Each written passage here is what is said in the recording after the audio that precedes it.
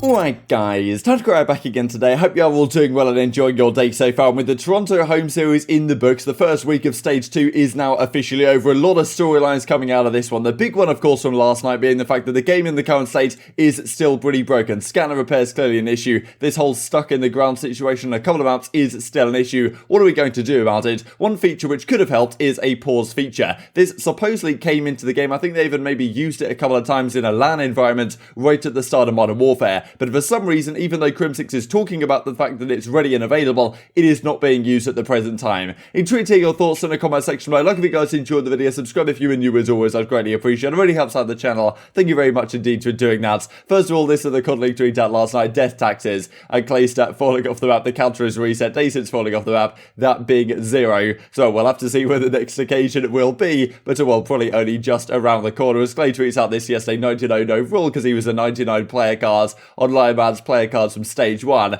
Whether he will continue the feat once again, that certainly does remain to be seen. But yeah, the hype factor that Clayster brings to the table cannot be denied. I thought this was good from Joe. A thread of Clayster cams during the 2021 season so far. I mean, all sorts of emotions going on. This one as well, I think is just hilarious when he's like smashing the desk. I think they actually won this map. It wasn't like he was angry. And then well, then there's this as well, the classic, and a few more in reply where I did the 3-0, getting hyped. He certainly can be an abrasive character at times, but you can't respect the passion this guy brings to the table every single day. So yeah, phenomenal to see what he is still capable of. I kind of echoed their statements in the tweet right here, and this was a reply to the tweet that I thought was pretty entertaining, and I believe I saw this on Reddit as well, and that really comes into the next discussion I wanted to have today, and that being around some of the roster changes we might potentially see. If Thieves had completed a 3-0 last night, we wouldn't have even been having this question, right? But we did end up, well, they did get reverse swept, Clayster went absolutely off, and then we look at the series, stats is like, okay, TJ has a really poor series, Kenny on this new SMG role actually looked okay, and Slash has one of his best series so far this season, and it's just not good enough, right? And Temp on the flex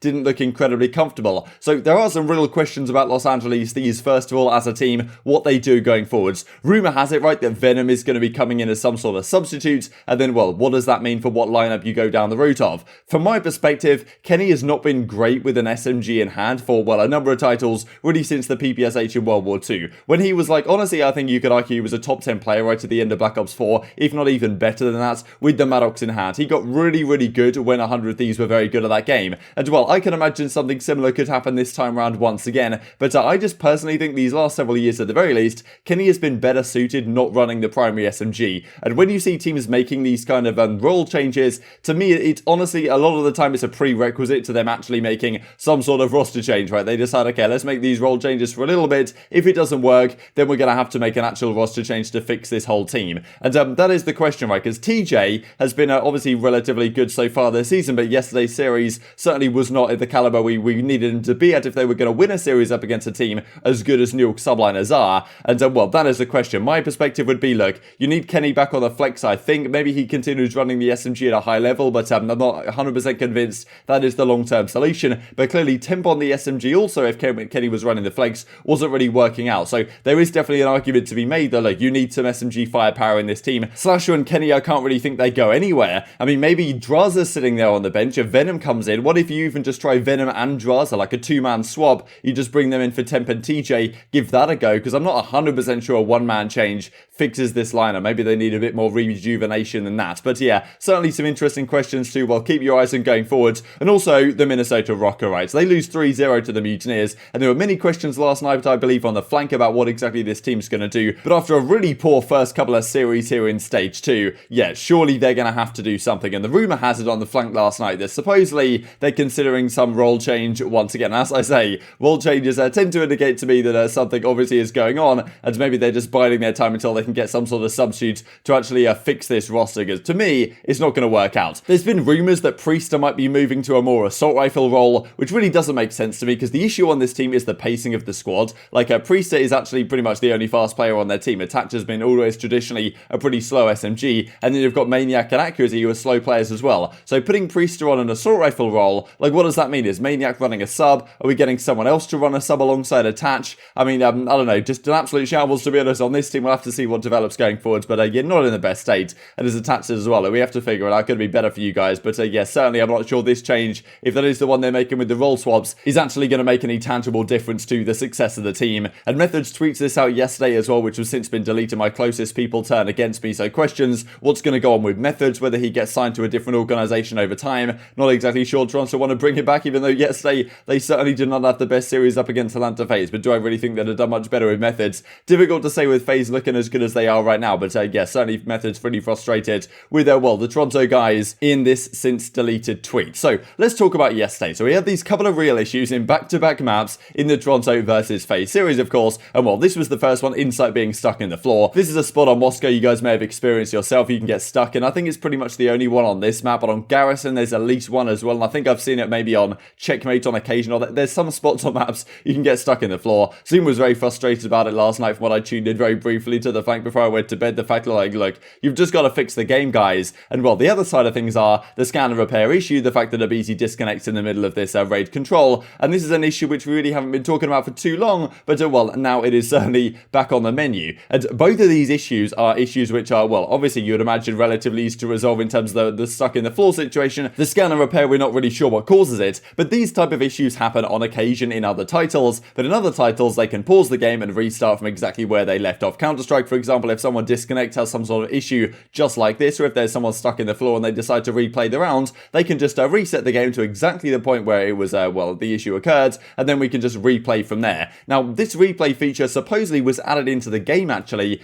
back in Modern Warfare, I think in the Minnesota home series, or the Minnesota opening weekends, way back in January 2020, they actually used this for a couple of technical issues, and Azuma says one day we'll have a pause feature that actually works properly, so stuff like this doesn't happen, and the rumor has it that on LAN it works okay, but online for some reason it just doesn't happen. I'm not really sure why that would be. I'm not really sure why they haven't maybe put more resources into figuring out how we can make it work online, because these are certainly massive issues. We always have issues where players disconnect. What do we do about it? Do we restart the game? Do we not? What does the rulebook say? And all the sorts of frustrations like that. In an ideal world, you just do a connection interrupted type thing from back in the day and restart the game exactly where it left off. This is what Crim says on the Reddit yesterday then. Pause feature already works. Just curious, why don't they use it for online now too? I know it worked online. Crim doesn't reply to this one, but yeah, a pause feature is in the game, it's working, but for some reason doesn't work online, or they're just not putting in the resources to figure out how to make it work online, right? Because these issues are going to continue to raise themselves. If scanner repair isn't fixed, and I mean, we're several months into the title now, who knows if it is going to be fixed, and we've had another couple of disconnection issues already so far this season. It wouldn't surprise me that as the season progresses, as we get into more and more important events, we get down to, let's say, the World Championship, right? There's a lot of viewership on the line, there's a lot of people there to see the best Call of Duty players play, and then we get a disconnection situation. It's already not a good look for Call of Duty, let alone, these issues come into play, and it does certainly bring into question the whole idea of this online future of the Call of Duty League, the fact that, okay, we don't even have a pause feature that works. When these issues do arise, it doesn't paint us in the best light, and also creates a bit of a disaster for the players, and also, for the referees, I'm sure, to deal with exactly what they should do in a situation where you can't just restart the game from where it laid off. What do? Do we actually restart the entire map? So a number of issues with this, to be honest, and I thought this is also interesting from Crimsix, as he says a couple of days ago. I think it's hilarious we get in COD titles, we either get KD, just straight up KD, or we get EKID, or EKIA as it was actually in Black Ops 4, but effectively eliminations nowadays, which is assists plus kills, and then it shows the deaths as well. But what he says instead is that the scoreboard should show kills, assists, deaths, and damage all together. So effectively the idea would be that if you have lots of damage and no assists, you're not trading, so you can actually see a little bit more what's going on, right, as opposed to showing just eliminations. I mean, this is pretty much what other games do, but for some reason we just get KD. And high KD and low damage is you're basing for your teammates, but if you get lots of assists and you've got a high KD, then that's the gameplay you're looking for. So it might make it easy for fans to see, and not something we've really had in Call of Duty for a long time, even though KAD is a pretty classic thing that you see in other esports, certainly. These I thought was crazy yesterday as well. I mean, 2 best of 5s, both went to around 11 in the first Challenger Cup. Civ, Dan, Paddy, Decimate, and Stan to get the job done in the end, and a Game 5 round 11 up against the New York Subliners Academy. I think that was a Hydra's team he was using an assault rifle, which isn't necessarily his most comfortable role, but seems to be doing a pretty damn good job with it, as Simp says here as well. Challengers Cup number 9 champs with the guys. I mean, crazy clutch factor from him, I believe, as Cruz says right here. How does Simp pop a 2-piece blood, round 11, map 5, second best of 5, show no emotion after winning, be off my feet throwing my setup around, and G sliding out of my windowsill? Now, this I thought as well, just because we were talking about challenges real quick from Jimbo. We discussed yesterday the fact that he was suspended for 3 months from the challenges. And of course, look, what he said wasn't ideal by any means. He kind of explains it a little bit right here. Some people would certainly say the 3 months was a relatively harsh punishment, all things considered.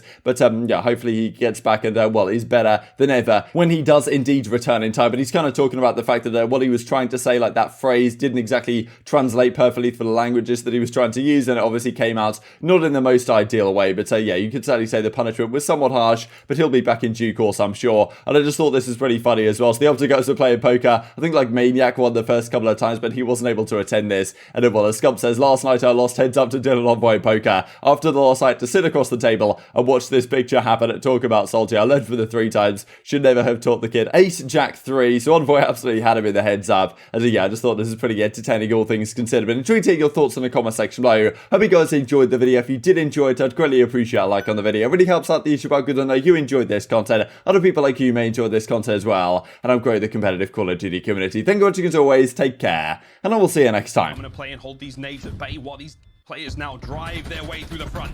Here you go, Thieves. You got one good push. Diamondcon's going to get the shots. Max going to land him as well. And with those 3 kills, we are going to a game 5. The reverse sweep is not yet complete, but NYSL have got a shot at getting it done now. I even think you really want and need it. And Clayster again cannot stay on any map.